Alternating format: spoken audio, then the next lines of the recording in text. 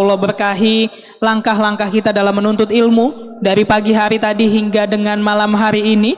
Dan insya Allah kita akan malam ini belajar bersama dengan dua guru kita, yaitu Ustadz Aminur Baits hafizahullah ta'ala dan juga Ustadz Muhammad Abu Rifai hafizahullah ta'ala. Kita akan membahas tema ketika dilamar ajal. Ini jadi bukan tentang laki-laki melamar perempuan, bukan itu, tapi kita akan membahas gimana kalau kita dilamar sama ajal. Jadi tolong turunkan ekspektasi Anda. Ya, sebelum kita mulai teman-teman mohon izin, boleh agak merapat dulu ke depan, dan juga teman-teman yang ingin melaksanakan sholat isya mungkin bisa agak di area belakang. Maka dari itu kami mohon sekiranya teman-teman yang sudah berada di area panggung untuk bisa maju dan merapat ke area panggung.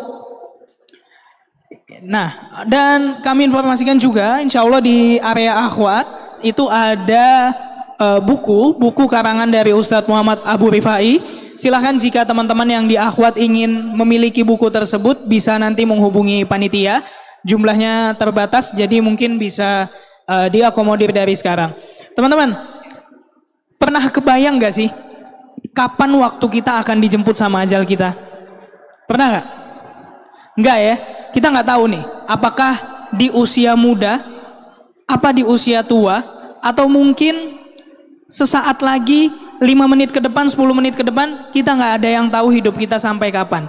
Dan tentu kita harus mempersiapkan segala hal yang bisa menolong dan menyelamatkan kita pada saat kita mengalami kematian. Karena tentu yang lebih panjang kehidupan adalah kehidupan setelah kematian, dan itu sudah kita ketahui bersama tentunya.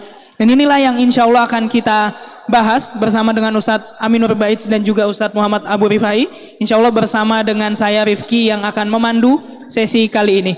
Baik, kalau begitu langsung saja saya ingin panggilkan kedua guru kita, Ustadz Aminur Baits dan juga Ustadz Muhammad Abu Rifai, untuk bisa membersamai kita di atas panggung.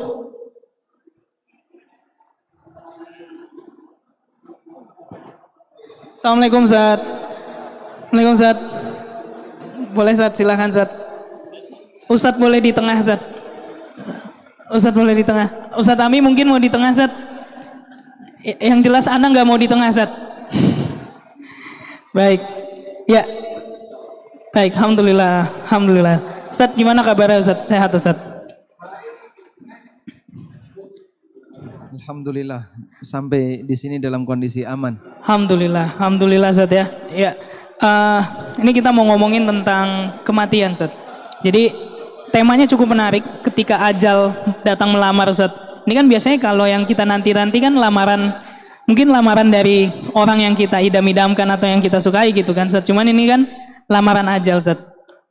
Ini pertanyaannya, apakah ajal ini dia akan datang kepada orang yang tua terlebih dahulu, atau justru yang muda nih bisa dapat peluang duluan untuk dilamar ajal Ustaz? Mungkin Anda ingin mulai dari antum dulu Ustaz, silakan Ustaz. Assalamualaikum warahmatullahi wabarakatuh.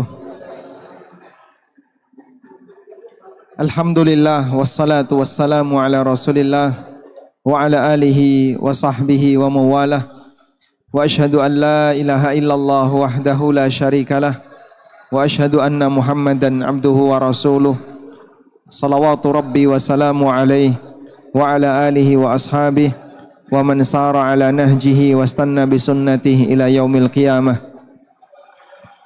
Alhamdulillah, kita bersyukur kepada Allah bisa sama-sama melanjutkan kegiatan belajar dan beribadah dengan istiqamah, tetap sholat 5 waktu dengan tepat waktu, hadir di masjid untuk sholat berjamaah, dan aktivitas ibadah yang lainnya, walaupun dalam situasi yang mungkin saat ini kurang kondusif. Terutama bagi Anda yang menjaga amal saleh, ketika Anda sedang berada di rumah, tetap menjaga ibadah. Ini salah satu di antara ibadah yang memiliki nilai keistimewaan di saat suasana chaos. Dalam hadis dari Ma'qil bin Yasar radhiyallahu anhu, Nabi sallallahu alaihi wasallam pernah mengatakan, al-ibadatu fil haraj kahijratin ilayya. Beribadah dalam situasi chaos, dalam situasi genting, kahijratin ilayya, pahalanya seperti berhijrah kepada Nabi sallallahu alaihi wasallam. Sehingga dalam suasana ketika kita tidak menyukainya, terjadi banyak sekali kekacauan di mana-mana, kita berharap semoga negeri ini dijaga oleh Allah dan diberi keamanan oleh Allah. Banyak aktivitas yang dilakukan oleh masyarakat sehingga terhenti gara-gara itu. Tapi di saat kita tetap menjaga ibadah kepada Allah, salah satu di antara nilai keistimewaannya adalah disebut oleh Nabi SAW kahijratin ilayya, seperti mendapatkan pahala hijrah kepadaku. Dulu pada waktu Allah Subhanahu wa taala menyiapkan Bani Israel untuk melawan Firaun, orang yang hebat tidak boleh hanya Musa dan Harun yang merupakan nabi, sehingga Bani Israel yang lain harus dikuatkan. Bagaimana cara Allah Subhanahu wa taala menguatkan Bani Israel? Allah perintahkan kepada Nabi Musa dan Harun untuk mengajak Bani Israel memperbanyak ibadah, terutama ibadah yang sifatnya pribadi. Wa auhayna ila Musa wa akhihi an tabawwa'a liqaumikuma bi Misra buyutan waj'alu buyutakum qiblatan wa aqimus shalah. Dan kami wahyukan kepada Musa dan saudaranya untuk menyiapkan tempat ibadah di kota Mesir, wa an taj'alu buyutakum kiblatan wa ja'alu buyutakum kiblatan, dan jadikan rumah kalian sebagai kiblat. Maksud menjadikan rumah sebagai kiblat adalah menjadikan rumah sebagai tempat ibadah. Sehingga sebelum Bani Israel mendapatkan perintah untuk meninggalkan Mesir, menghadapi tantangan yang besar karena mereka dalam posisi terjajah, Allah Subhanahu wa taala perintahkan mereka untuk banyak ibadah. Nah, dari sinilah kita mendapatkan pelajaran bahwa dalam situasi-situasi genting, kedekatan seorang hamba dengan Allah sangat dibutuhkan. Karena itu, mari kita jaga amal saleh, kita jaga ketaatan kepada Allah, kita jaga ibadah kepada Allah, dan jangan lupakan negeri ini dalam doa-doa baik Bapak Ibu sekalian. Selanjutnya berbicara tentang dilamar ajal. Artinya pembahasan mengenai dekatnya kematian. Dekatnya kematian tidak identik dengan jumlah usia yang Allah berikan kepada kita. Karena kematian bisa datang kepada siapapun tanpa memandang usia. Anda tidak akan pernah menjumpai ada kuburan yang bertuliskan khusus 60 tahun ke atas, atau kuburan yang bertuliskan khusus yang sudah pensiun. Siapapun punya peluang yang sama untuk dijemput ajal. Saya, Anda, dan siapapun mereka punya peluang yang sama untuk mati. Oleh karena itu, berbicara tentang ujung kehidupan atau sisa usia bukan berarti mereka yang sudah tua atau yang sudah usia senior. Baik, coba kita tanya misalnya. Ini masnya. Usia berapa sekarang? 66. 36, Masya Allah, 36. Di usia 36, kurang berapa hari lagi? Wallahu a'lam. Yang paling senior, Bapak usia berapa? 56. 56. Bapak sudah melakukan perjalanan menuju Allah selama 56 tahun. Kapan akan sampai? Wallahu a'lam. Namun saat kita berbicara sisa usia, sebenarnya apa sih yang dimaksud dengan sisa usia? Apa yang saat ini sedang kita alami, sehingga sekarang Anda sedang melalui sisa usia. Saya sedang melalui sisa usia saya, Bapak Ibu sedang melalui sisa usia Anda semuanya. Karena kita tidak tahu kapan ajal akan menjemput. Selanjutnya, kalau kita sudah menyadari bahwa berbicara tentang dilamar ajal atau dilamar kematian bisa terjadi pada manusia siapapun di usia berapapun, berarti sejatinya persiapannya harus dilakukan sejak kapan? Persiapannya harus dilakukan sejak kapan? Sejak sekarang. Persiapan untuk menghadapi kematian, kapan saya harus menyiapkan diri untuk menghadapi kematian? Jawabannya sejak sekarang. Karena kita bisa menghadapi kematian itu kapanpun. Maka seorang muslim akan selalu dalam kondisi siaga mati. Akan selalu dalam kondisi siaga mati. Mungkin masyarakat kita kesadaran semacam ini cukup lemah. Karena kesadarannya lemah, walaupun bisa jadi kematian ada di hadapannya, tapi pikiran dia untuk mendapatkan keberhasilan duniawi, pikiran dia untuk sukses, pikiran dia untuk meraup kekayaan tidak pernah putus. Sehingga misalnya, kalau salah satu di antara kita divonis, kamu nanti malam jam 12 akan dieksekusi mati. Apa yang akan Anda lakukan? Mungkin banyak di antara kita yang dia hanya akan memikirkan makanan yang paling dia sukai. Ditawari, kamu pengen apa? Pengen makanan apa? Dikasih sebelum divonis mati atau sebelum dihukum mati. Jadi yang dipikirkan apa? Makanan. Yang dipikirkan A, yang dipikirkan B, yang dipikirkan C. Apa kenikmatan yang akan dia lakukan terakhir sebelum dia mati? Padahal bagi seorang mukmin yang menyadari pentingnya mendapatkan bekal ketika menuju Allah, seharusnya dia lebih banyak berpikir bagaimana caranya agar dia punya bekal sebanyak-banyaknya, beribadah kepada Allah, bertobat kepada Allah. Saya pernah menjumpai ada orang yang dalam keadaan sakit sangat parah, mendekati kematian. Dan waktu saya mendapatkan berita itu, yang bersangkutan usianya hanya tinggal beberapa hari dengan kematiannya. Ada orang yang menawarkan kepada yang bersangkutan, boleh enggak hartanya itu disedekahkan sebagian? Dia bilang jangan. Apa yang dia pikirkan? Barangkali dia masih punya harapan untuk bertahan hidup lama, barangkali dia masih punya harapan untuk bisa melanjutkan kehidupan dalam waktu tertentu dan seterusnya.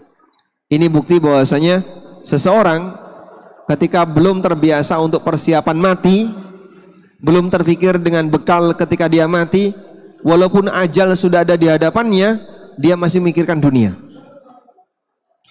Berbeda dengan kondisi para ulama masa silam.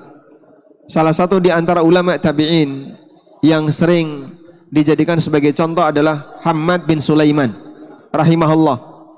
Hammad rahimahullah, hampir 100% waktu beliau terisi dengan ketaatan. Sampai diungkapkan oleh para ulama, andaikan malakul maut datang kepada Hammad lalu menyampaikan kepada Hammad, sebentar lagi aku akan mencabut nyawamu, Hammad akan mengatakan, saya sudah tidak bisa mengisi waktuku untuk menambah ibadah karena sudah full dengan ibadah. Sudah tidak ada kesempatan waktu untuk menambah ibadah. Sebab apa? Sudah penuh waktunya untuk ibadah. Mau ditambahkan apa lagi? Masya Allah. Yang mungkin kita tidak bisa seperti itu. Sehingga dalam 24 jam yang Allah berikan kepada kita, masih banyak bagian-bagian longgar yang sebenarnya itu bisa kita isi dengan ketaatan. Apalagi mohon maaf, di saat Anda berada dalam suasana keramaian semacam ini. Ketika Anda di MLF atau pameran-pameran yang lainnya, datang ke sini tujuan terbesarnya apa? Lihat-lihat baju brand, Ustaz. Datang ke sini tujuan terbesarnya adalah manusia, lihat manusia. Senang dengan ramainya orang, lihat-lihat masyarakat, lihat-lihat orang. Allah. Nah, baik, jazakallahu khair Ustaz. Ini berarti sebuah alarm Ustaz buat kita Ustaz ya. Cuman kita tahu kadang seseorang ketika dalam kondisi-kondisi seperti itu keluar aslinya Ustaz. Misalkan mungkin sekarang kita bisa mengatakan iya, amal yang paling penting untuk kita persiapkan adalah tentu bekal-bekal akhirat untuk menyambut kematian Ustaz. Nah, gimana caranya Ustaz kita bisa memastikan diri kita tetap melakukan ketaatan, tetap beramal soleh dan tetap menyiapkan bekal-bekal itu Ustaz, supaya bisa tetap konsisten sampai nanti ajalnya menjemput Ustaz. Mungkin Ustaz bisa menjelaskan sebelum nanti kita bahas tentang persiapan harta dan sebagainya bersama Ustaz Abu Rifai Ustaz. Tafadhol Ustaz. Bagaimana kita bisa memastikan kalau kita sudah dalam posisi persiapan kematian? Iya. Sebenarnya masing-masing kita bisa mengukur diri kita. Apakah kita sudah dalam kondisi siaga taat atau belum? Oke. Apakah kita masih punya semangat untuk segera menyelesaikan banyak masalah yang kita punya? Iya. Karena ada sebagian orang yang kadang dia masih keberatan ketika dia harus bertobat dari dosa A, meninggalkan dosa B, meninggalkan dosa C. Sebut saja misalnya ya, ada di antara teman-teman yang masih terjebak dengan transaksi riba. Oke. Saat yang bersangkutan ditawari, bisa nggak segera tinggalkan ini? Dia masih keberatan. Oke. Atau misalnya dia bekerja di area yang haram atau area yang minimal syubhat, dia masih keberatan. Iya. Masih berat untuk meninggalkan itu.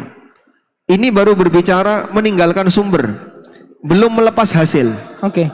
Karena kan ada dua ya, meninggalkan sumber yang bermasalah atau melepas hasil yang bermasalah. Iya. Apalagi kalau dia sudah mendapatkan hasilnya. Ketika dia diminta untuk melepaskan, kamu mau nggak sedekah dengan hartamu sekian? Jadi dalam keterangan yang disampaikan oleh Ibnu Abbas, dan juga ini pendapatnya Ishaq bin Rahuyah. Ishaq bin Rahuyah, ulama yang sezaman dengan Imam Ahmad, bahwa mereka mengatakan nilai wasiat yang dianjurkan itu 1/4 dari nilai harta. Oke. Kecuali kalau seseorang merasa di dalam hartanya banyak yang syubhat. Kalau dia merasa dalam harta saya, pendapatan saya banyak yang syubhat, maka dianjurkan untuk wasiat maksimal. Berapa nilai wasiat maksimal? 1/3. Wasiat maksimal. Tujuannya apa? Memastikan bahwa tidak ada harta syubhat yang masih nyangkut di tempat kita. Oke. Tapi mungkin bagi sebagian orang keberatan. Masya Allah 1/3. Kalau misalnya tabungannya 1 M, Iya. total aset yang dia miliki misalnya 3 M, 1/3 kan berarti gede sekali. Iya. Dia akan keberatan, mikir ahli warisnya dan seterusnya. Baik, itu contoh bahasanya mungkin banyak di antara kita yang sebenarnya belum serius dalam menyiapkan hal tersebut. Oke. Makanya mungkin ini sebagai trigger. Apa yang membuat kita agar bisa lebih semangat? Anda silahkan baca sejarah-sejarah orang soleh. Ada satu buku yang ditulis oleh seorang ulama, judulnya Wafayatul A'yan, kematian para tokoh. Kematian para tokoh. Jadi sampai dikodifikasi jadi satu buku khusus. Isinya kumpulan cerita-cerita matinya orang-orang masa silam. Iya. Terutama yang tokoh-tokoh besar. Dengan beragam keadaan mereka. Dan secara umum, walaupun mereka itu orang-orang yang berprestasi, Bapak bisa bayangin ya, orang berprestasi, kelas misalnya ya, dia tokoh kelas yang paling kecil aja, sekup kabupaten. Oke. Kira-kira secara materi dia punya nggak? Gimana Ustaz Afan? Gak kedengar. Saya ulang ya. Iya. Tokoh masyarakat kelas kabupaten, kira-kira secara materi dia punya nggak? Punya harusnya. Apalagi kelas negara. Iya. Ya sebut saja misalnya dia tokoh masyarakat kelas negara, pasti kan banyak simpatisannya. Iya. Secara penghasilan dia ada. Tapi mereka rata-rata adalah orang-orang yang walaupun secara materi punya, saat mendekati ajal mereka sadar diri. Iya. Punya prestasi, tapi mereka mengakui masih banyak yang kurang. Mendekati kematian, mereka rata-rata menyiapkan dengan maksimal. Oke. Wallahu a'lam. Taib. Jazakallah khair Ustaz. Teman-teman sebelum kita lanjut mungkin boleh agak merapat ya, karena ini kondisi di luar sedang hujan dan suaranya agak sedikit bertabrakan dengan yang lain. Jadi supaya lebih jelas suaranya mungkin boleh silahkan merapat ke depan lagi. Dan jangan lupa waktu hujan waktu terbaik untuk berdoa. Silahkan dimanfaatkan untuk mendoakan pemimpin kita dan juga mendoakan negeri kita agar bisa aman dan kondisi yang tidak diinginkan bisa segera pulih kembali. Jazakallah khair. Jazakumullah khair. Ya. Baik. Ustaz, jazakallah khair Ustaz. Sekarang Anda mau ke Ustaz Abu Rifai Ustaz. Ini tadi Ustaz Ami sempat menyinggung tentang masalah harta Ustaz. Sebenarnya karena kita tahu ketika kita wafat pasti ada keluarga yang kita tinggalkan, ada juga harta-harta yang kita tinggalkan. Ini terkait dengan perencanaan waris dan harta ini, apa yang bisa kita persiapkan untuk menyambut kematian Ustaz? Silakan Ustaz. Baik, bismillahirrahmanirrahim.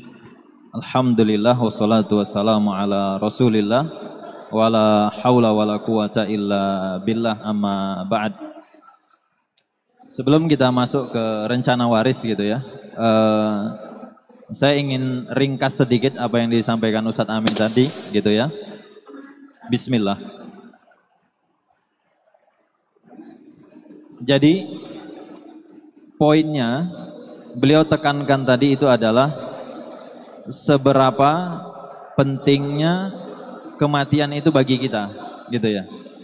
Karena orang ketika menganggap sesuatu itu penting, maka dia akan mempersiapkannya, gitu.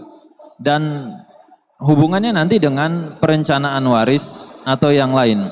Karena kita di dalam fase kehidupan ini, biasanya kita akan mempersiapkan hal-hal yang kita anggap penting, seperti pernikahan, kemudian pekerjaan, tempat tinggal, dan seterusnya. Dan ketika di pikiran seseorang itu tidak kebayang terkait dengan kematian, maka yang terjadi adalah dari tindakannya, kemudian dari perkataannya, itu tidak ada cerminan sama sekali dia akan persiapan itu, gitu. Sehingga tadi yang ditekankan di awal adalah bagaimana kita bisa tersadarkan dengan tahapan ataupun fase kehidupan yang kita akan temui, yaitu adalah kematian. Dan jamaah yang dirahmati oleh Allah Azza wa Jalla, terkait dengan masalah-masalah yang biasa muncul ataupun terjadi kaitannya dengan harta, kaitannya dengan kematian, ini di antara persiapan yang bisa dilakukan oleh calon pewaris. Ini juga sudah dicontohkan oleh sahabat Nabi SAW ketika dijenguk oleh Rasul dan posisi beliau sedang sakit. Maka beliau bertanya tentang harta yang beliau miliki. Afa atasaddaq, boleh enggak Rasul ini saya sedekahkan, saya wasiatkan setengahnya, karena dia punya anak bahkan 2/3. Maka Rasul memberikan arahan apa yang dia harus lakukan. Dan permasalahan-permasalahan di masyarakat yang berhubungan dengan warisan itu biasanya sekali lagi muncul karena tidak adanya persiapan yang dilakukan oleh calon pewaris. Sehingga ketika dia masih hidup, dia tidak memperjelas harta yang dia miliki, termasuk tadi ada harta yang haram. Dia tidak memperjelas transaksi yang dia lakukan, kerjasama bisnisnya, kemudian utang piutangnya, dan urusan-urusan harta lainnya. Dan bahkan ada yang ketika masih hidup, dia tidak memperjelas status nasab, misalkan. Ya mohon maaf, ada yang hamil di luar nikah misalnya, atau dia ada adopsi anak, dan yang lain. Kenapa hal-hal semacam ini tidak dia perjelas, dia tidak lakukan itu? Sekali lagi akar masalahnya kembali ke poin pertama tadi. Karena tidak menganggap kematian itu sesuatu yang penting, tidak menganggap sesuatu yang patut untuk direncanakan. Dan insya Allah kalau bicara planning, Bapak Ibu sudah terbiasa. Ada yang di sini mungkin profesinya sebagai pengusaha, itu mesti akan bikin yang namanya business planning. Di sini nanti ada yang mungkin ketika bicara pendidikan anak akan bicara planning untuk pendidikan. Dan nanti kalau yang belum menikah, dia ingin menikah, dia akan bicara planning terkait dengan pernikahan. Dan planning-planning lain, kenapa sampai muncul ini perlu di-plan? Jawabannya karena ini penting. Nggak bisa sekedar asal jalan, tapi harus di-planning supaya berjalan dengan baik. Nah permasalahannya, kenapa tidak muncul planning terkait kematian? Karena itu belum dianggap sebagai sesuatu yang krusial atau sesuatu yang dianggap segera untuk di-planning. Padahal Rasul SAW itu menyebutkan, la yambaghi limri'im muslimin, tidak pantas atau tidak sepatutnya bagi seorang muslim, au kama qala, untuk apa? Untuk yabit lailatan, dia meninggalkan atau dia melewati semalam 2 malam, padahal ada sesuatu yang dia ingin pesankan, ada sesuatu yang dia ingin wasiatkan, illa wa wasiyatuhu maktubatan, kecuali apa? Dia sudah tuliskan, dia tuangkan wasiatnya. Makanya nanti di masyarakat yang kita temukan, kenapa ada orang wafat lalu akhirnya kreditur datang nagih utang, ahli waris bilang mana buktinya? Tidak ada. Atau kemudian setelah wafat muncul sengketa, padahal ada hal-hal yang krusial yang harusnya dia tuangkan, dia pesankan, tapi itu tidak dilakukan. Dan ketika orang sudah memiliki kesadaran bahwa kematian perlu di-planning gitu ya. Bicara perlu di-planning artinya kita pengen meninggal dalam kondisi seperti apa. Lalu nanti ketika kita meninggal, apa saja yang sudah ready, apa saja yang sudah siap. Orang kan biasanya ketika bicara planning itu hanya sebatas perjalanan hidup saja. Artinya nanti umur sekian punya aset, umur sekian punya usaha, umur sekian income-nya berapa. Atau nanti ketika dia sudah berprofesi sebagai business owner atau investor, dia akan bicara tax planning, bagaimana memitigasi pajak atau yang lainnya. Tapi nextnya, siapa yang sudah punya planning, nanti kalau saya meninggal, ini sertifikatnya, ini keterangan hartanya dan yang lain. Bisa jadi belum ada. Sehingga kalau ditanya terkait dengan harta, ada 3 kata kunci Bapak Ibu yang perlu di-clearkan saat masih hidup. Kata kunci pertama, tolong diperjelas kepemilikan. Apakah itu kepemilikannya bercampur atau tunggal atau sertifikat nama tetangga dan yang lain. Kemudian poin kedua terkait dengan harta, tolong diperjelas akad dan transaksi. Jangan sampai nanti ada akad-akad yang tidak jelas konsekuensinya. Dan yang ketiga, tolong diperjelas nasab. Karena 3 akar masalah ini kalau tidak clear, biasanya timbul sengketa dan biasanya muncul polemik. Tentunya kita tidak ingin wafat dalam posisi meninggalkan keributan untuk keluarga dan ahli waris. Wallahu a'lam. Ini berarti menjadi PR besar buat kita semua, Ustadz. Ketika kita menganggap kematian ini bukan sesuatu yang penting, padahal tadi Ustadz sudah menjelaskan ini pasti kita lalui dan ini merupakan suatu hal yang penting untuk kita persiapkan. Nah, terkait dengan harta sendiri, Ustadz, apa saja sih, Ustadz, maksudnya aset-aset yang memang bisa kita tinggalkan dan kita bagi untuk keluarga kita? Apakah memang semua yang kita miliki atau ada aturan tertentunya, Ustadz? Mungkin Ustadz bisa menjelaskan, Ustadz. Ini siapa, Ustadz Ami? Ustadz, antum, Ustadz. Sesuai skrip masih, Ustadz. Baik. Yang pertama, kalau bicara harta gitu ya, maka kita perlu membagi 2 teritori. Jadi ini sebenarnya kombinasi antara fikih muamalah dengan fikih waris.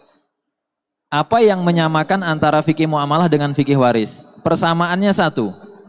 Fikih muamalah atau fikih waris sama-sama membahas tentang harta. Itu kesamaan mereka. Lalu apa yang membedakan antara fikih muamalah dengan fikih waris? Membedakannya adalah area atau teritori. Garis tengahnya itu adalah kematian. Area sebelah kiri ini area ketika seseorang masih hidup. Area sebelah kanan itu pasca meninggal. Kajian-kajian tentang muamalah, akad, jual beli, hibah, gadai, utang, apapun yang melibatkan harta ketika pemiliknya masih hidup, ini kajiannya muamalah. Sedangkan bicara harta pasca pemiliknya meninggal, dia wafat melewati garis kematian, kembali kepada Allah, Allah berikan itu jadi harta waris, ini teritori fikih waris. Itu potret utamanya. Lalu kemudian pertanyaannya, yang menjadi harta waris yang mana? Maka ini akan kembali lagi kepada definisi harta. Dalam kajian muamalah, harta tidak terbatas pada uang. Secara umum, harta itu punya 2 kategori. Yang pertama adalah sesuatu yang memiliki manfaat dan kemudian manfaatnya mubah. Sehingga kalau ditanya, taplak meja ini bisa jadi waris atau tidak? Jawabannya bisa. Bisa. Karena harta, panci, kuali, termos, kulkas, kipas angin, apapun. Ketika dia memiliki manfaat dan manfaatnya mubah, maka dia memenuhi syarat untuk disebut sebagai harta, bisa diperjualbelikan, bisa ditransaksikan, dan ketika pemiliknya wafat, dia akan menjadi harta waris. Artinya adalah ketika nanti seseorang meninggal, maka tidak boleh ada ahli waris atau keluarga yang ujuk-ujuk datang, satu ngangkat kursi, satu ngangkat sofa, satu ngangkat kulkas. Enggak boleh. Kenapa? Cek dulu nilainya, perhitungkan dulu dan seterusnya. Sehingga ketika masih hidup, harta ini harus diperjelas karena inilah yang akan mau dibagi-bagi. Jangan sampai ketika masih hidup harta tidak jelas. Biasanya suami istri ketika beli rumah, pakainya uang suami, sertifikat nama istri. Kalau ditanya, rumah ini milik siapa? Kalau bapak-bapak jawabnya apa?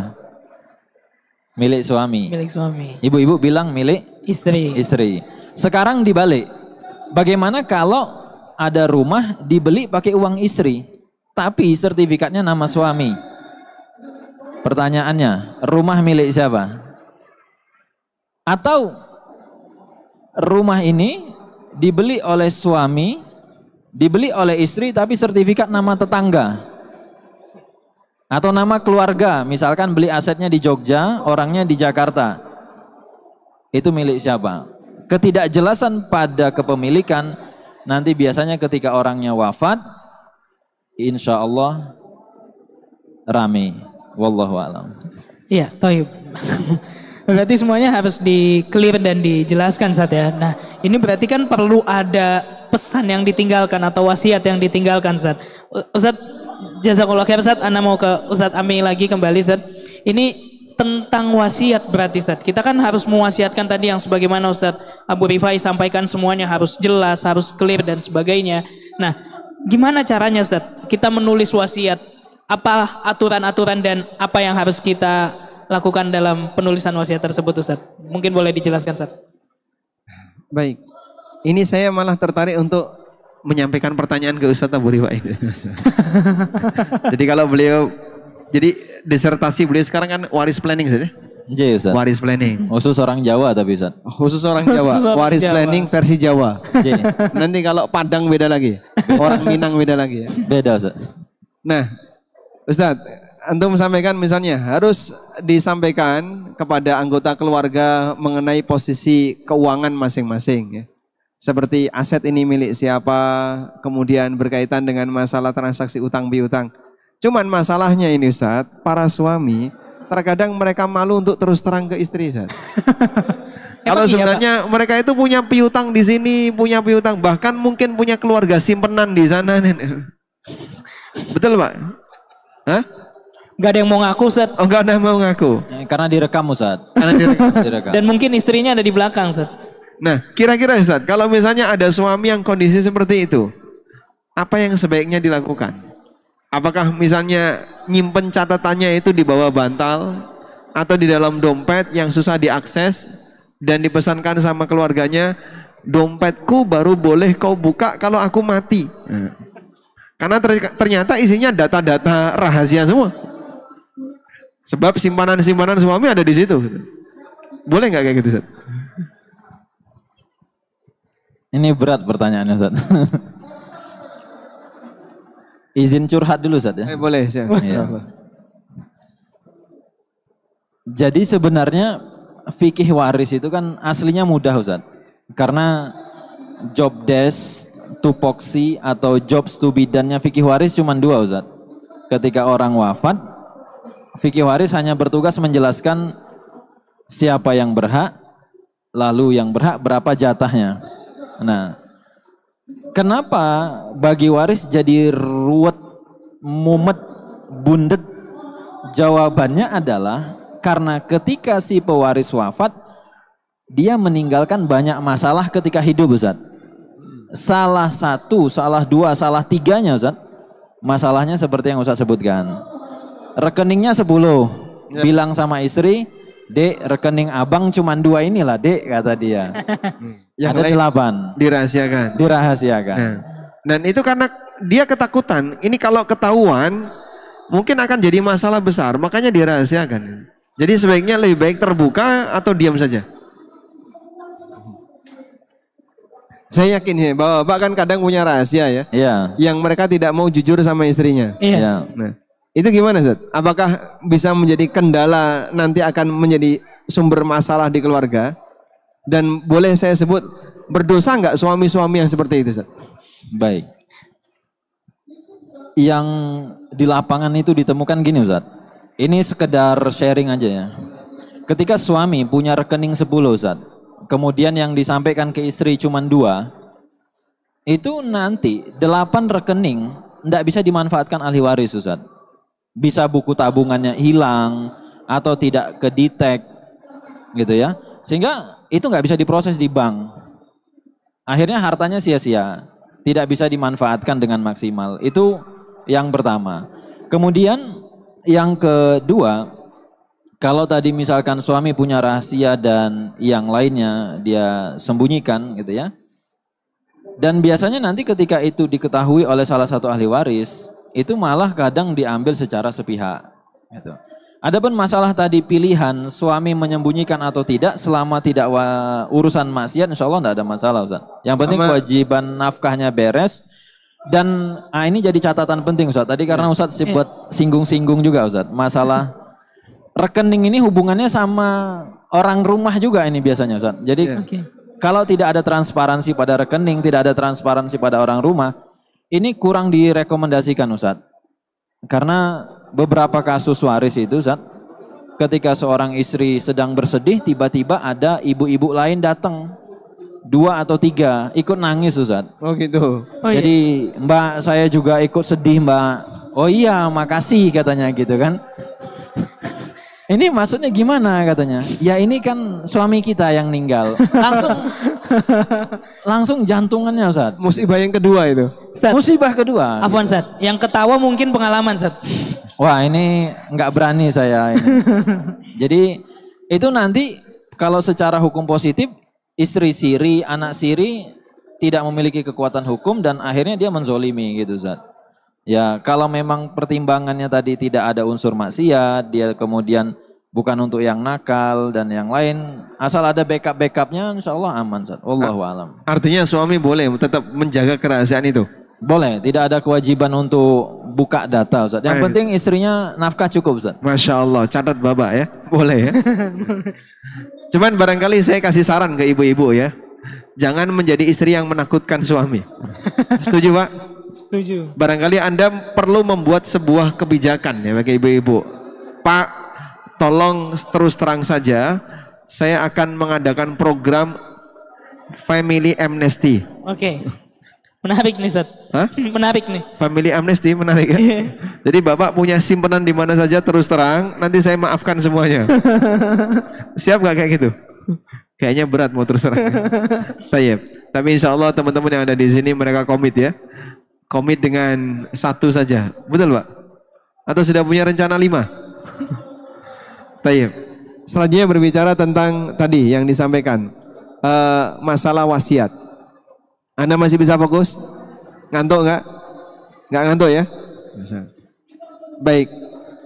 Jadi wasiat itu kalau secara makna bahasa ausa yusi bimakna ausala yusil, artinya menyambung. Wasiat artinya menyambung.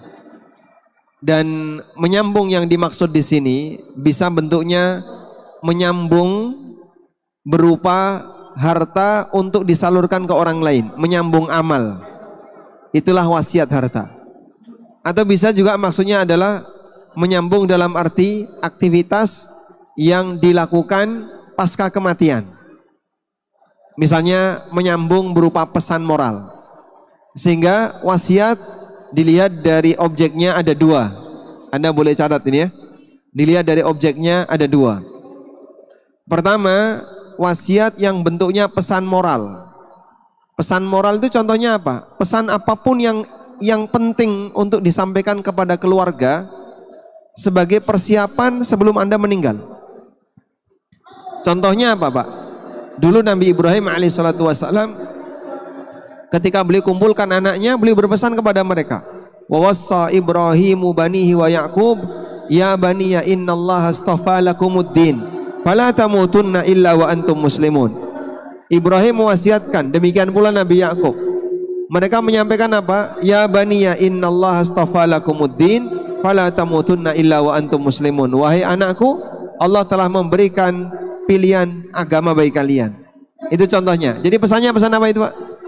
Pesan tauhid, untuk menjaga tauhid. Ada lagi nggak pesan moral yang lain? Banyak sekali. Apa yang Anda butuhkan untuk disampaikan kepada anggota keluarga agar mereka pegangi, itu pesan moral. Makanya tadi disampaikan satu hadis yang disampaikan oleh Ustaz Muhammad Abu Rifai tentang masalah pentingnya wasiat. Itu tidak hanya berkaitan dengan masalah harta. Nabi SAW mengatakan, ma hakum ri'in muslimin lahu syai'un yusi bihi illa ayyabita bi thalathati ayyamin illa wa kanat wasiyatuhu indah. Tidak boleh bagi seorang muslim yang dia ingin untuk menyampaikan wasiat tertentu, kemudian dia biarkan selama 3 malam, selama 3 hari berturut-turut, kecuali wasiatnya sudah dia tulis. Sehingga kalau Anda misalnya punya hal penting yang mau dipesankan kepada keluarga, jangan ditunda. Nabi SAW ngasih toleransi berapa? Selama 3 hari. Kata Ibnu Umar radhiyallahu anhu, "Ma sami'tu hadza illa wa kanat wasiyati indi." Setelah aku mendengarkan ini dari Nabi sallallahu alaihi wasallam, aku langsung tulis wasiatku. Dan nulis wasiat itu tidak identik dengan minta kematian. Nulis wasiat tidak identik dengan minta segera mati. Siapapun misalnya punya pesan penting yang mau disampaikan kepada yang lain, silahkan tulis. Nah, meskipun wasiat itu tidak harus disampaikan seketika, sehingga boleh saja sudah dipersiapkan, tertulis dengan rapi, kemudian tanda tangan, dan orang akan bisa memahami ini adalah tanda tangan asli, bukan buatan orang lain. Lalu Anda simpan di tempat privasi Anda yang umumnya orang tidak mengakses. Bahkan termasuk mungkin istri Anda tidak mengakses. Anda taruh di dompet Anda misalnya, pesan-pesan itu. Insya Allah tidak masalah, sehingga tidak harus terus terang dari awal ya. Bapak misalnya punya piutang di tempat A, punya piutang di tempat B, punya piutang di tempat C. Kan kadang kita pingin jangan sampai ketahuan istri. Iya, ada kayak gitu kan? Ada, Zat. Jangan sampai nanti ketahuan saya ngasih piutang, ngasih utang kepada saudara saya, ngasih utang ke orang tua. Ada kayak gitu, Pak? Lalu Anda yang makan, jangan sampai istri ketahuan. Jangan sampai ketahuan istri. Nanti kalau ketahuan istri, kayaknya akan timbul masalah. Anda rahasiakan itu. Boleh nggak Pak kayak gitu, Pak? Sah. Anda ngasih utang ke teman kan kadang dirahasiakan. Tapi Anda tuliskan dalam wasiat itu, nilai piutang saya di tempat si A sekian, di tempat si A sekian, di tempat si ini. Termasuk juga utang. Nah, yang utang ini paling penting.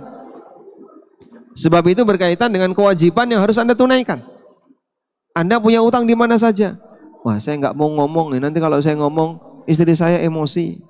Oh, ternyata selama ini dia orang yang pailit, nampak di permukaan seperti orang kaya, padahal aslinya dia punya banyak utang misalnya. Dia nggak mau terus terang. Cuman ini berbahaya bagi kelangsungannya. Kenapa, Pak? Karena yang bersangkutan nanti ketika mati, sementara utang itu tidak terdeteksi, kewajiban dia tidak akan bisa diselesaikan. Itulah bahayanya. Maka ada dua poin penting di sini, bahwa ketika Anda punya pesan moral yang ingin segera disampaikan, jangan ditunda. Segera sampaikan. Bahkan mohon maaf, termasuk salah satunya adalah pesan berkaitan dengan cara penanganan jenazah. Anda setelah mati pengen diapain? Sementara misalnya lingkungan Anda punya kebiasaan yang tidak Anda sukai. Misalnya di tempat kami, Mas, kalau orang mati itu ada banyak sekali acara-acara, Mas. Mulai dari acara pas kematian sampai ketika di kuburan, sampai beberapa hari pasca kematian. Nah, mungkin Anda paham ya. Saya nggak pingin disikapi seperti itu.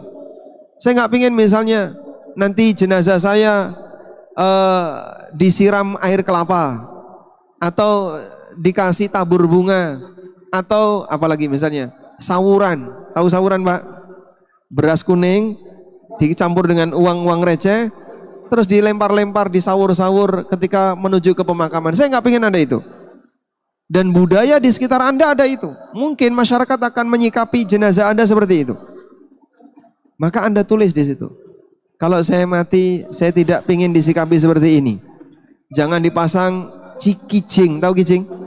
Bangunan di atas kuburan saya. Saya harus ini. Pesan moral seperti itu penting. Pesan moral seperti itu penting. Ada sebuah hadis riwayat Bukhari Muslim. Nabi SAW pernah bersabda, Innal mayyita la yu'adzabu bibuka'il hayyi alaih.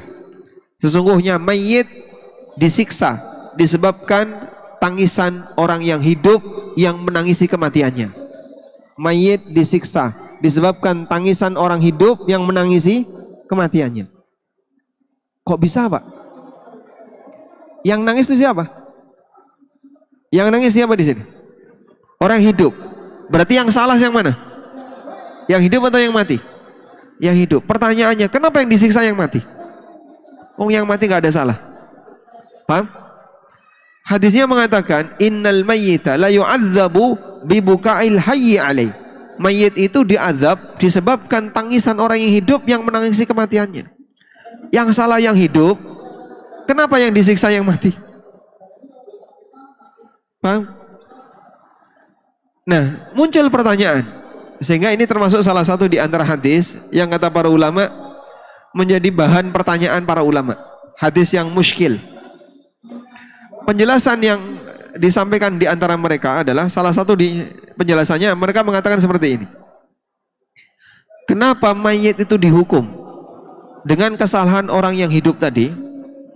Salah satunya adalah, salah satu penyebabnya, mayit ini tahu sebelum dia mati dia akan disikapi dengan kesalahan itu. Tapi dia biarkan anggota keluarganya tanpa ada wasiat dan pesan untuk meninggalkannya. Maka dia turut bertanggung jawab. Dia turut bertanggung jawab. Sehingga mayit harus bertanggung jawab atas kesalahan keluarganya yang dia melakukan kesalahan terkait kematiannya karena dulu dia membiarkan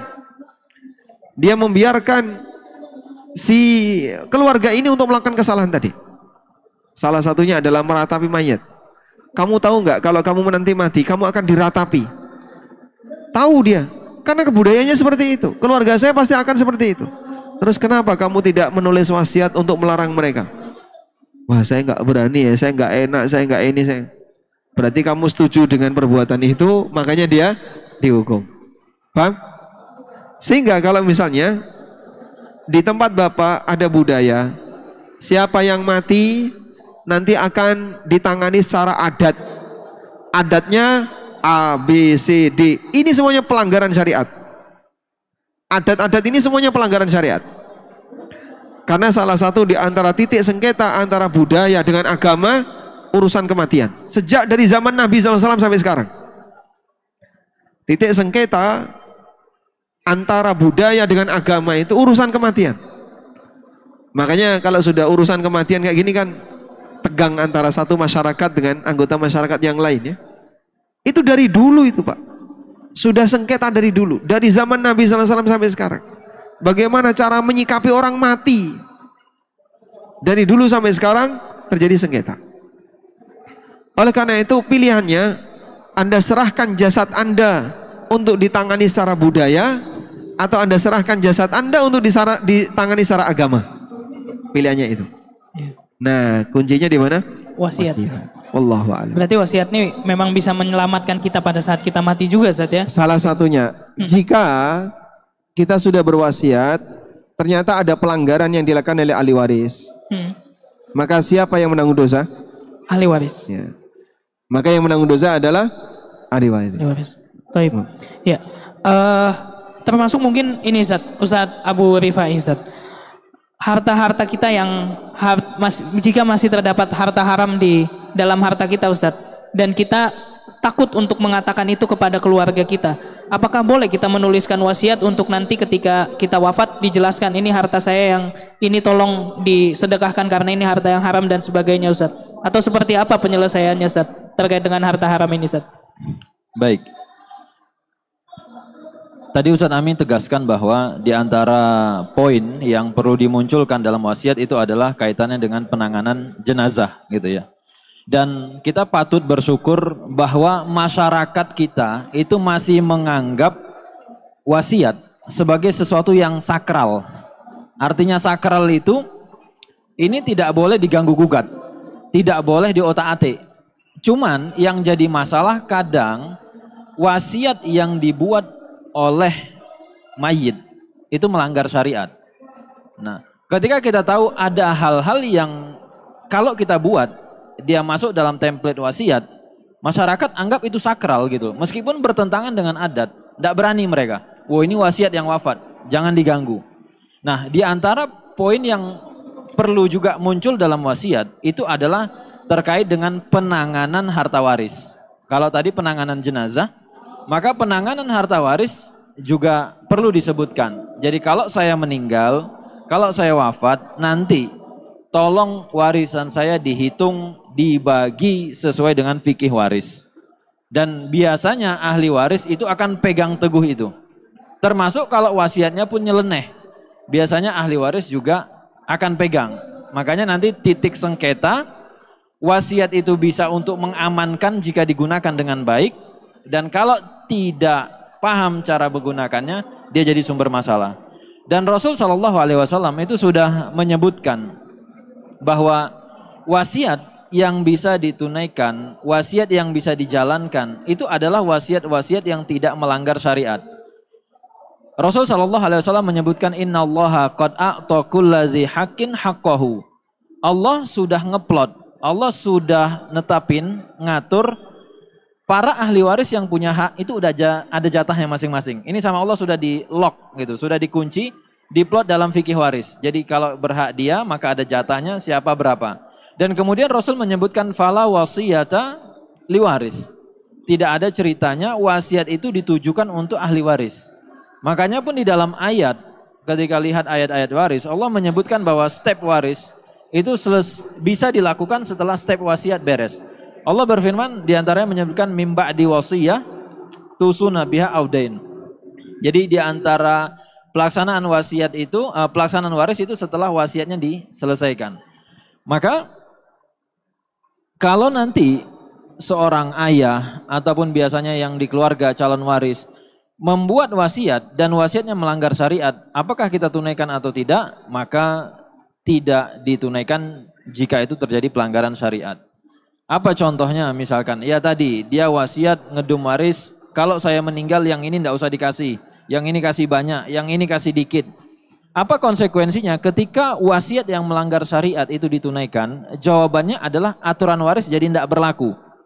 Karena tadi area sebelah kanan itu sudah diambil alih, di take over sama Allah 2 item. Siapa yang berhak, berapa jatahnya.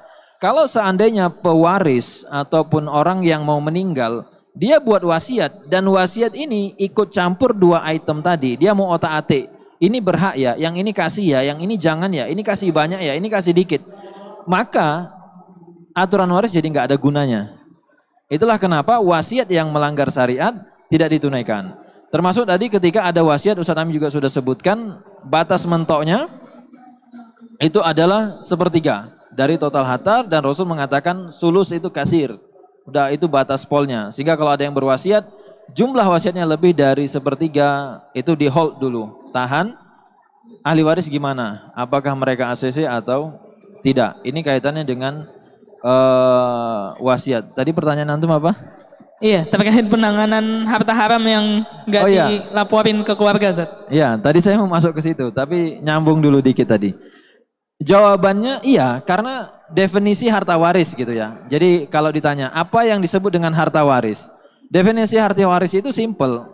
Apapun yang dimiliki oleh orang yang wafat ketika dia masih hidup. Maka itu ketika dia wafat jadi waris. Nah, Bapak Ibu yang mungkin sudah terbiasa dengan laporan keuangan, ada namanya neraca atau balance sheet. Sehingga nanti neraca itu akan kepeta dia total aset, baik aset liquid, tidak liquid, tangible, intangible, aset bergerak, tidak bergerak, ada di situ kolom aset, ada nanti kolom utang, liabilitas gitu ya.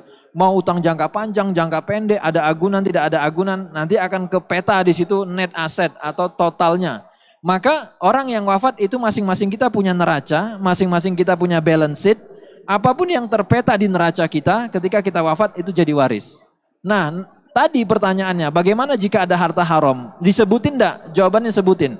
Karena harta haram itu sebenarnya tidak menjadi milik kita. Misalkan, nak, bapak ini habis korupsi 10 M. Ini bapak simpen di sini. Yang ini besok jangan dibagi waris. Ya, memang dia wajib sebutin. Karena itu bukan punya dia. Termasuk ketika ada harta, itu sebenarnya punya orang, dia ngutang, dan dia tidak sebutkan itu, jadi masalah nanti. Intinya kalau ada harta haram, ya sebutin. Harusnya kan itu sudah beres ketika hidup. Tapi kalau dia belum beres, tahan, malu dan yang lain takut masuk penjara misalkan, ya tolong disebutkan. Wallahu a'lam. Baik, jazakumullah khair Ustaz. Ustaz mau menambahkan Ustaz? Ya, berkaitan dengan warisan berupa harta haram. Ada keterangan yang disampaikan oleh An-Nawawi rahimahullah. Ketika ahli waris bisa memastikan bahwa peninggalan orang tuanya itu harta haram, beliau mengatakan innal mauta la yutayyibu al-khabitha. Kematian itu tidak bisa membuat sesuatu yang najis jadi suci. Kematian tidak bisa membuat sesuatu yang kotor jadi bersih. Oleh karena itu haram tetap haram walaupun pemiliknya mati, sehingga nanti harta yang ditinggalkan tidak boleh diterima oleh ahli waris. Wallahu a'lam. Baik, jazakallahu khair Ustaz. Jazakumullah khair atas ilmunya. Sekarang kita buka sesi tanya jawab. Kita persilahkan teman-teman jika yang ingin bertanya. Sabar.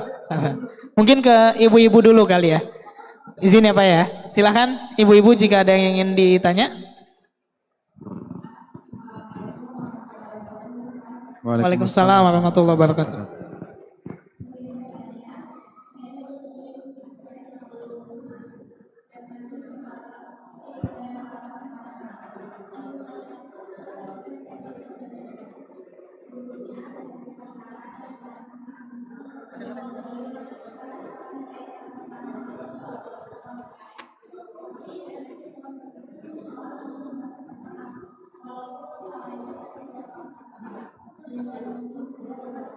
Mohon maaf, pesantren itu anak Anda tinggal di pesantren atau Anda yang punya pesantren?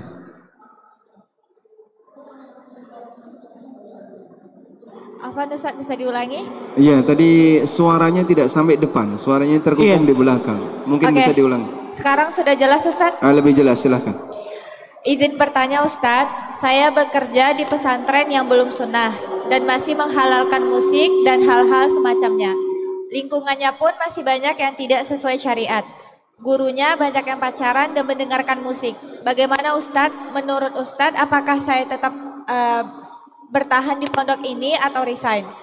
Tapi alhamdulillahnya di pondok ini masih bisa sholat berjamaah, walaupun hal lainnya sering bertolak belakang. Jazakumullahu khair Ustadz. Iya. Mau nanyanya ke siapa? Ke moderator. Mungkin ke Ustadz Ami. Ustadz Ami, Ustadz. Masya Allah. Tapi ini di luar waris planning. Betul. Ini apa kaitannya dengan warisan? Persiapan waris. Mungkin kaitannya dengan menjaga kebersihan harta, karena kita tidak ingin mati dalam posisi masih ada harta haram yang kita terima. Baik, mohon izin ya Ustaz. Jadi kalau berbicara tentang kehalalan pekerjaan, ada dua prinsip yang perlu kita pegangi. Pertama adalah unit yang kita kerjakan itu mubah. Misalnya Anda bekerja sebagai tenaga admin atau tenaga pengajar. Selama unit yang kita kerjakan mubah, maka kita sudah memenuhi syarat yang pertama. Yang kedua, tidak ada unsur tolong-menolong dalam maksiat. Tidak ada unsur tolong-menolong dalam maksiat. Sehingga kalau dua ini terpenuhi, maka jasa yang kita berikan ke orang lain lalu kita dibayar dengan upah yang kita terima, statusnya upah itu halal. Baik. Nah, kira-kira Anda bisa mengukur saat Anda bekerja di lembaga pendidikan itu, walaupun belum sesuai sunnah, dalam arti masih banyak pelanggaran yang menurut Anda ini masalah. Seperti tadi ya, mendengarkan musik, kemudian aneka kegiatan yang mungkin masih ikhtilat dan seterusnya. Pertanyaannya, apakah unit pekerjaan Anda itu statusnya unit pekerjaan yang mubah? Kalau Anda bisa pastikan mubah, alhamdulillah. Yang kedua, apakah Anda di bagian yang mengajak mereka atau memicu mereka berbuat maksiat? Misalnya, saya pekerjaannya adalah mengajar, tapi ngajar senam. Dan kalau setiap kali senam, pasti nanti akan ada iringan musik. Nah, kalau seperti itu berarti unit usaha Anda sudah, atau unit jasa Anda bermasalah. Tapi kalau Anda hanya di bagian admin atau pengajar ilmu umum misalnya, cuman di situ ada banyak pelanggaran yang Anda jumpai, Anda tidak bertanggung jawab dengan pelanggaran yang dilakukan oleh orang lain. Baik, coba di antara bapak-bapak ada nggak yang kerjanya di pasar? Di pasar, dagang di pasar ada Pak? Kayaknya semuanya, Ustaz. Dagang di pasar. Kita lagi di pasar. Pasar ini ya, Masya Allah. Baik, Anda misalnya dagang di pasar, pasar Tanah Abang, pasar Minggu, pasar kan ada banyak pasar di Jakarta. Jualan di pasar. Bisa nggak Pak, Anda ke pasar tanpa bermaksiat? Bisa? Tanpa musik, tanpa ikhtilat, tanpa aurat. Hah? Bisa? Mana ada pasar seperti itu di tempat kita? Pasar tanpa musik, tanpa aurat, tanpa ikhtilat, nemu nggak? Nggak nemu gitu. Jadi gimana? Kita ketika di pasar ketemu dengan seperti itu. Suara musik ada di mana-mana, aurat tercecer di mana-mana. Belum lagi apalah misalnya transaksi riba kadang di tetangga kita juga nyebar di mana-mana. Anda melihat ada orang yang sedang transaksi riba. Dalam situasi itu Anda dagangnya dagang mubah, usahanya usaha halal, cuman lingkungan Anda penuh maksiat. Apakah pendapatannya haram? Enggak, Ustaz. Misalnya orang jualan cilok di pasar, jualan getuk, jualan sayur di pasar kan banyak. Atau teman-teman yang ada di Tanah Abang, dia jualan baju misalnya. Banyak sekali teman-teman Tanah Abang yang sudah belajar sunnah, walhamdulillah. Cuman lingkungan kerja dia, Masya Allah, penuh dengan maksiat. Saya pernah sekali ngisi di Masjid Tanah Abang, Oh ya. tapi lewat tengah. Ih, Jadi turun di depan pasar, dilewatin tengah. Itu Masya Allah, lewat lorong-lorong kanan kiri penuh dengan orang. Minggir, Ustaz mau lewat. Subhanallah, udah sekali ini aja lah lewat seperti ini. Akhirnya disuruh ngisi yang lain lewat pakai mobil ya, lewat mobil tempat ke atas, parkir. Ustaz. Baik. Nah, itu contoh bagaimana suasana maksiat di situ. Tapi insya Allah ini tidak mempengaruhi kehalalan dari sumber pendapatan yang ada. Cuman kalau masalah edukasi, jika Anda ingin lebih bersih, kami sarankan mungkin bisa nyari di lembaga pendidikan yang lain. Wallahu a'lam. Baik, jazakallahu khair Ustaz atas jawabannya dan semoga terjawab pertanyaannya. Silakan satu penanya lagi dari akhwat. Sabar. Bismillah, Assalamualaikum Ustadz. Waalaikumsalam warahmatullahi wabarakatuh. Mungkin di sini ada 2 pertanyaan ya Ustadz. Yang pertama, jika orang tua kita punya rumah dan bilang secara lisan bahwasanya rumah tersebut untuk kita, tapi masih ditempati dan tidak ada sertifikatnya, sebaiknya apa yang harus dilakukan? Mohon arahannya Ustadz. Pertanyaan kedua, bagaimana menasihati orang yang kecanduan judi online? Jazakumullahu khair. Ya, jazakallahu khair. Mungkin ini dibagi 2 Ustaz. Ustaz Abu Rifai jawab yang pertama Ustaz. Yang pertama, kalau dibilang orang tua sebutkan rumah ini untuk kamu, tapi masih ditempati, tidak ada balik nama. Pertanyaannya itu masuk hibah atau wasiat. Kalau itu mau dianggap wasiat, tadi kaidah mengatakan fala wasiyata liwaris. Tidak ada wasiat untuk ahli waris. Nah, pertanyaannya, kalau tadi dia mau dimasukkan ke dalam wasiat, maka kan dia tidak berlaku. Artinya ketika si ayah atau si ibu wafat, itu tetap akan diperlakukan sebagai harta waris. Nah, kemungkinan kedua, bisa nggak itu dianggap sebagai hibah? Nah, yang pertama, kalau bicara hibah, di mana pemberi hibahnya adalah orang tua dan penerimanya adalah anak, maka kaidah yang perlu diperhatikan dia sama rata. Karena hibah berbeda dengan waris. Dan Rasul menyebutkan juga ketika Bashir bapaknya Nu'man itu memberikan kepada salah satu anak dan anak yang lain tidak dikasih, maka Rasul tidak meng-ACC dan menyebutkan la asyhadu ala jaur. Jadi kalau dicek anaknya ada berapa, misalkan ada 5, kok cuma 1 yang mau dikasih, yang 4 enggak dapat, maka 4 ini punya hak untuk tuntut hibah yang sama. Ini kalau bicara kaidah dasar. Dan kalau dalam hibah, maka ada 2 aktivitas yang harus selesai. Yang pertama adalah akad, yang kedua adalah qobed. Akad itu bisa lisan, bisa tulisan. Qobed itu adalah serah terima, fungsinya adalah memindahkan kuasa, memindahkan wewenang, memindahkan tanggung jawab. Dan kalau tadi di dalam laporan keuangan, pada saat aset atau objek itu sudah kita hibahkan, maka ini pasti tidak akan ada lagi di dalam neraca atau laporan balance sheet kita. Dia akan pindah ke dalam neracanya orang lain karena sudah hilang dari aset kita. Nah, pertanyaannya bagaimana cara qobed? Bagaimana cara serah terima? Wallahu alam, itu tergantung dengan objek.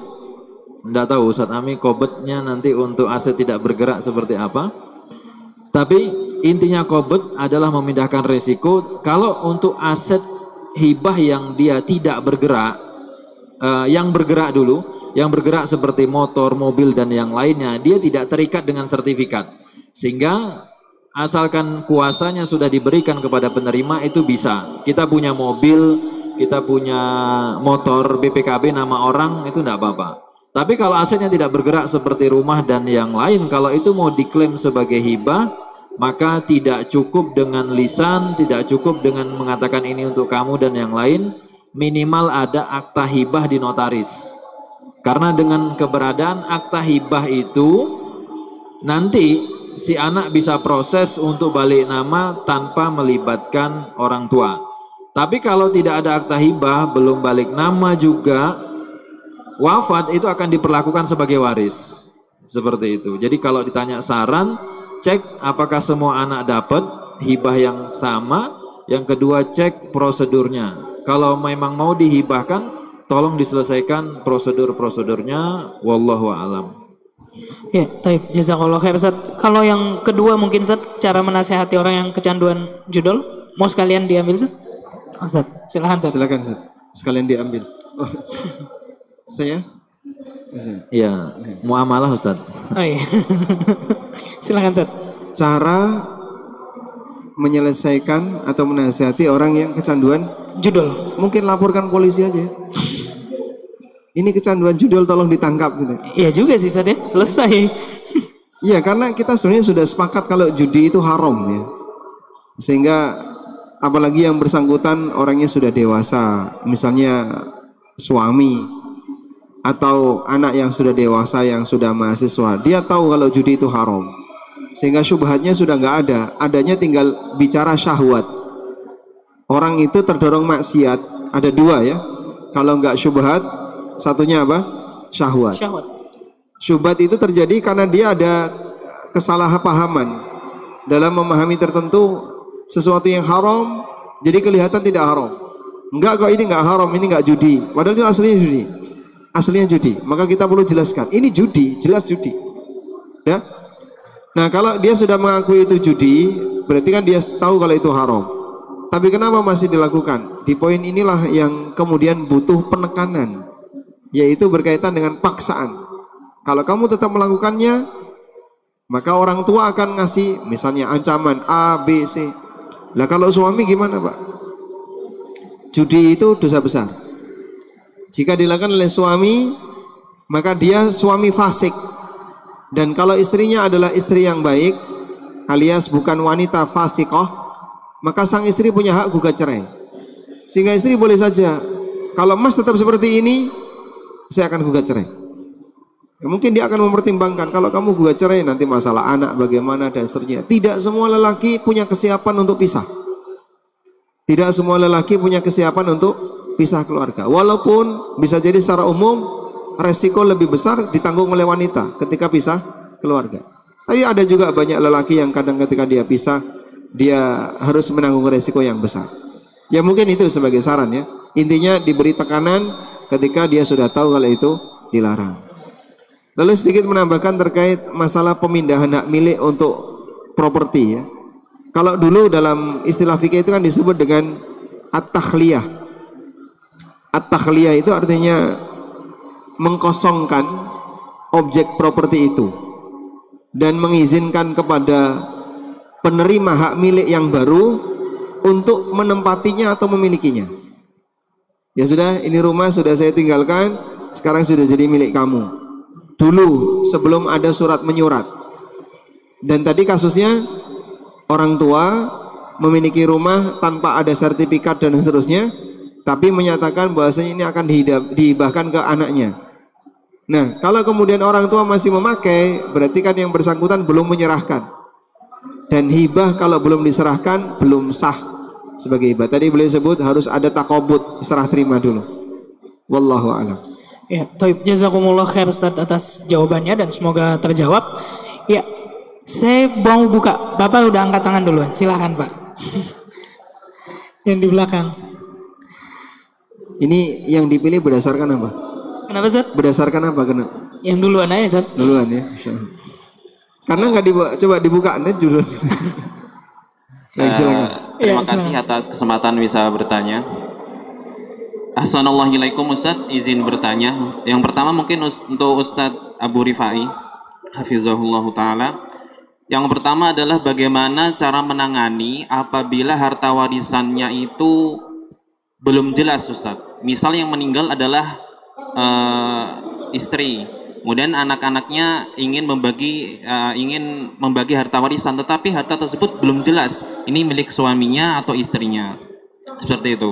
Kemudian yang kedua, pertanyaan juga untuk Ustaz Abu Rifai, bagaimana cara menangani apabila ahli waris ingin membagi warisan yang anak A ingin dengan cara perdata, anak B ingin dengan cara adat, dan anak C ingin dengan cara Islam, seperti itu. Kemudian yang ketiga untuk Ustaz Abu Rifai juga, apakah ada buku yang membahas tentang masalah-masalah waris yang kontemporer? Jikapun ada, mungkin bisa diberitahukan kepada kami. Jazakumullah khairan. Kemudian yang kedua, ini untuk Ustaz Aminur Bais hafizahullah ta'ala. Tadi Ustaz menyebutkan ada hadis, sesungguhnya mayit akan diazab dengan menangisnya keluarganya atasnya, kalau tidak salah. Nah, menangis yang seperti apa? Apakah cuman ketika ahli warisnya menangis keluar air mata itu juga akan diazab, atau ada ketentuan-ketentuan menangis seperti itu? Barakallahu fikum. Wafik barakallahu. Pak, ini antum titipan pertanyaan jamaah apa gimana? Saya semua, saya sendiri. Oh, baik. Silakan Ustaz. Baik, yang pertama tadi ada perempuan wafat dan anak-anak mau bagi waris tapi nggak tahu mana hartanya si pewaris, mana yang bukan. Yang pertama yang kita bisa gunakan adalah konfirmasi ke pasangannya yang masih hidup. Berarti ketika si perempuan ini wafat, suaminya masih hidup, maka dia yang akan kita tanya, ayah, ini ada aset-aset yang punya ayah mana, punya ibu mana, gitu. Karena di dalam keluarga itu harta cuma ada 3 kategori. Kategori pertama, harta itu 100% milik suami. Entah dia dapat dari warisan, dia dapat dari kerja, dapat dari jualan, dapat dari hadiah. Intinya itu 100% punya dia. Ada harta kategori kedua, itu 100% punya istri. Istri jualan online, jadi affiliate, istri dapat waris, dapat hadiah dari teman. Ada harta kategori ketiga, itu bercampur. Artinya 100% itu sama dengan suami tambah istri. Menuju 100% itu ada banyak sekali kemungkinan, tidak harus 50-50. Bisa 90-10, 10-90, 70-30, 30-70. Dari mana kita bisa tahu? Jawabannya yang paling gampang tanya ke pasangan. Ayah ini gimana? Oh mungkin kategori 1, 2 dia bisa jawab dengan jelas. Kategori 3 ayah juga bingung. Maka bagaimana alat ukur yang bisa kita pakai? Lihat pemasukan suami berapa per bulan, pemasukan istri berapa, lalu aset itu dulu dibeli berapa. Ini sebagai alat bantu kita untuk menaksir, gitu ya. Itu kalau ditanya mengenai kejelasan harta. Bagaimana kalau suaminya sudah tidak ada? Ya dikira-kira, cari informasi. Nah kemudian yang kedua, masalah apa tadi yang kedua? Tentang ini Zat, anak pembagian waris, anaknya mau yang satu pakai cara adat, pakai cara... Bukan, itu yang ketiga. Oh itu yang ketiga. Yang kedua, betul. Oh, yang kedua betul Zat. Yang kedua, ini juga yang tadi ya, kenapa penting wasiat untuk dibunyikan itu supaya tidak terjadi yang seperti itu. Kenapa terjadi seperti itu? Karena nggak muncul wasiat bahwa kalau saya wafat pakai hukum waris Islam. Itu kan nggak dibunyikan. Akhirnya anak punya keinginan masing-masing. Dan kalau ditanya secara peraturan di negara kita, sebenarnya menangani kasus waris untuk orang Islam itu wewenangnya pengadilan agama. Tapi memang kalau perkara perdata, pengadilan itu sifatnya pasif.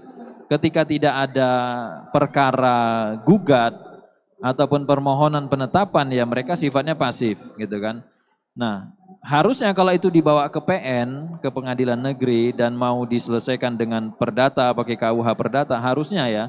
Kalau secara wewenang pembagian itu harusnya di-reject, harusnya. Wallahu a'lam.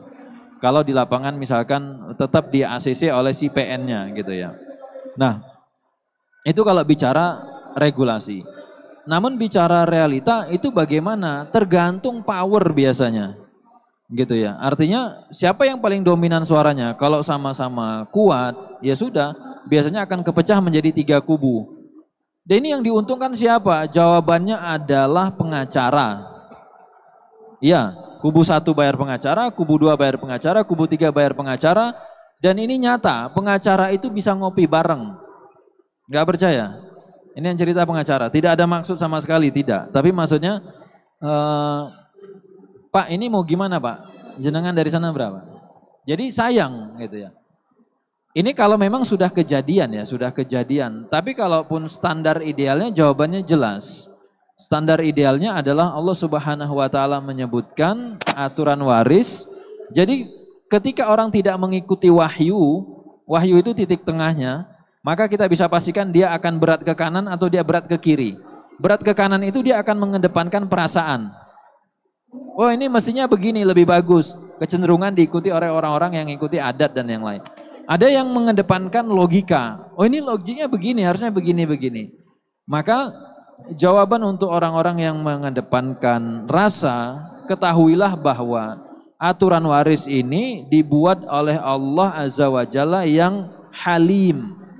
Allah yang maha penyantun. Apakah kamu merasa lebih santun dari Allah? Jawabannya tentu tidak.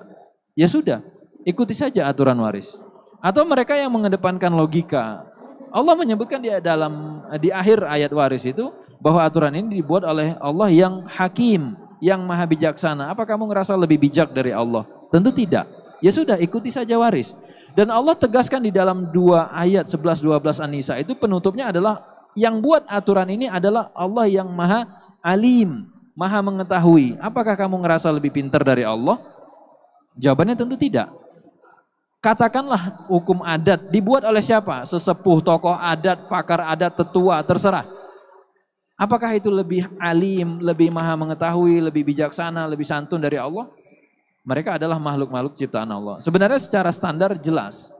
Cuman kadang sebagian orang kenapa dia beralih ke adat, kenapa beralih ke KUH Perdata? Nah ini tadi bicaranya dia ngerasa dirugikan ketika dia mengikuti aturan waris. Kemudian yang ketiga, terkait dengan buku, apakah ada yang membahas kontemporer atau tidak? Wallahu alam ya kalau secara terpisah, tapi biasanya pembahasan ini akan ditemukan dalam kajian-kajian jurnal.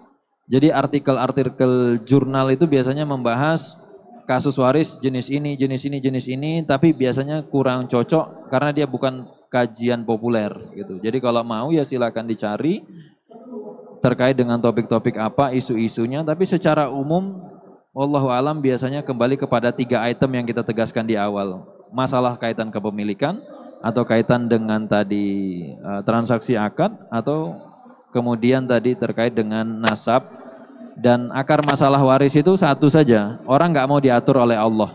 Jadi variabel dalam waris yang nggak boleh hilang adalah variabel takwa. Kalau itu udah hilang, udah selesai masalah. Wallahu alam. Taib, jazakallahu khair Ustaz. Pertanyaan selanjutnya Ustaz, untuk antum tadi Ustaz. Apa tangisan seperti apa yang bisa membuat si mayit berdosa Ustaz? Mengenai makna innal mayyita la yu'adzabu bi buka'il hayyi alaih, tangisan yang dimaksud dalam hadis ini adalah ratapan ya.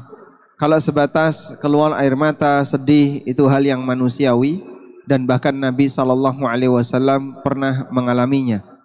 Ketika beliau SAW sedang menggendong putra beliau Ibrahim bin Muhammad SAW, dalam posisi Ibrahim tersengal-sengal nafasnya mau mati. Nabi SAW menangis sampai ketika para sahabat melihat, ya Rasulullah tabki, ya Rasulullah Anda menangis. Kemudian Nabi SAW mengatakan hadir rahmah, ini adalah rahmat, ini pengaruh dari rahmat. Kasih sayang seorang hamba kepada anak sampai menyebabkan yang bersangkutan merasa sedih ketika ditinggal oleh orang yang dicintai, orang yang disayangi. Kemudian dalam riwayat yang lain Nabi SAW pernah menangis, lalu beliau mengatakan inna la nu'adzabu bihadza wa inna ma nu'adzabu bihadza. Kita tidak dihukum oleh Allah dengan tangisan ini, tapi kita dihukum dengan ini. Dan beliau menunjuk ke arah lisan. Ngomong nggak benar ketika dapat musibah. Oleh karena itu sebatas nangis tidak masalah, tapi kalau sampai pada tingkatan meratapi mayit, ini statusnya tangisan yang haram, dan itulah yang dimaksud dalam hadis. Wallahu a'lam. Taib, jazakallah khair Ustaz dan semoga terjawab. Satu pertanyaan terakhir, silakan. Ya, yang terdengar mungkin. Silakan, Mas. Bismillahirrahmanirrahim. Assalamualaikum warahmatullahi wabarakatuh. Waalaikumsalam warahmatullahi. Tadi ada 2 poin yang saya highlight ya terakhir. Yang pertama adalah tadi disampaikan bahwa tidak ada hibah untuk ahli waris. Betul ya Ustadz ya? Tidak ada apa? Tidak ada hibah untuk ahli waris. Oh, Wasiat bukan hibah. tidak ada wasiat untuk ahli waris. Oke.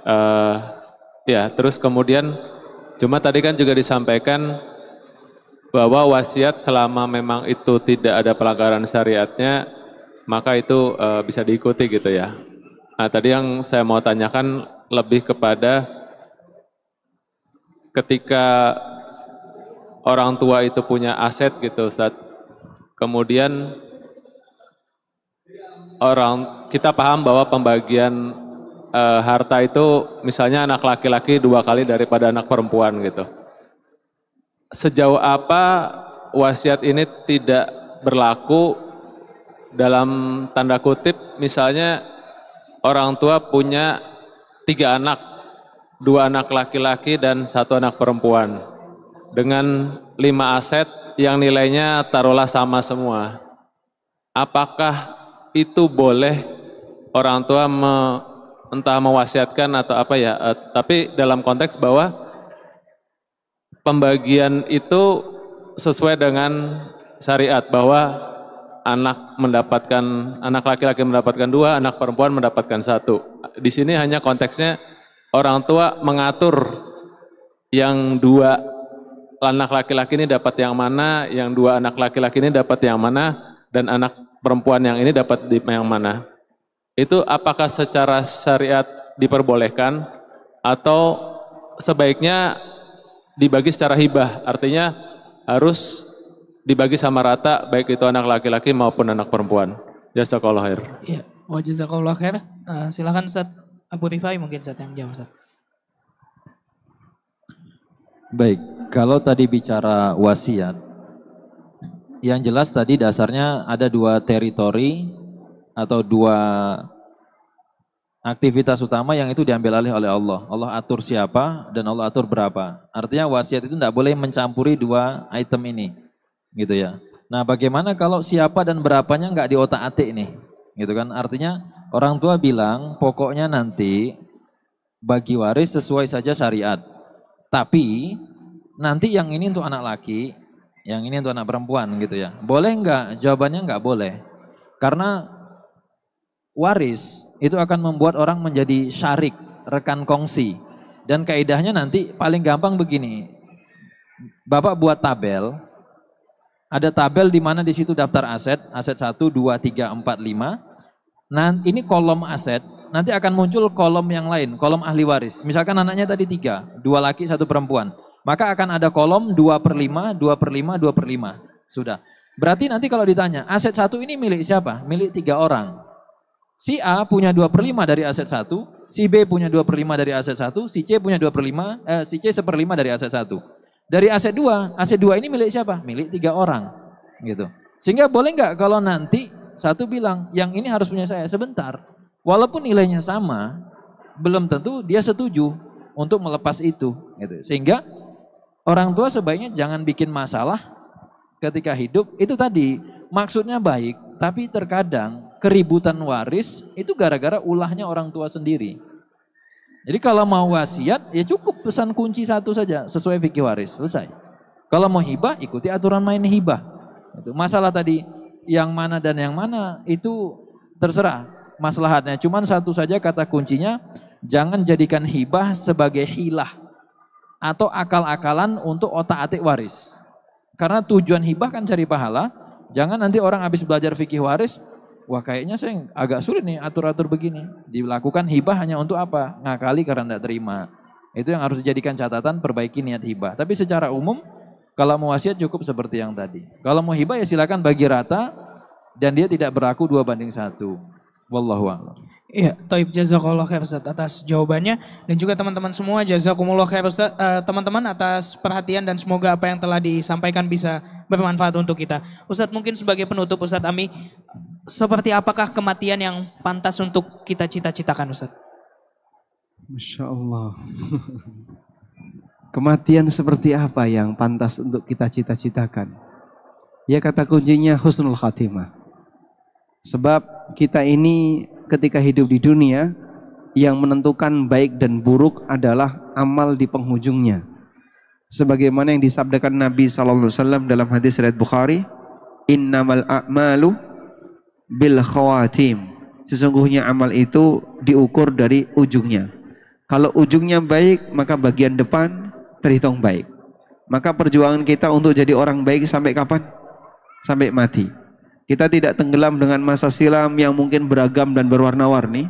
Biarlah masa silam berlalu masa silam, tapi kita lebih fokus untuk ke depan. Bagaimana kita bisa menjadi hamba yang baik sampai kita mati.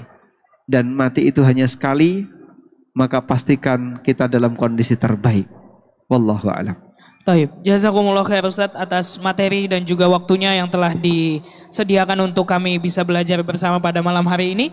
Dan juga teman-teman semua, jazakumullah khairan, Anda telah mengikuti sesi di malam hari ini. Insya Allah besok Daurah Muslim Path masih hadir kembali dengan berbagai sesi dan juga para asatiza yang insya Allah bisa memfasilitasi kita dalam belajar agama.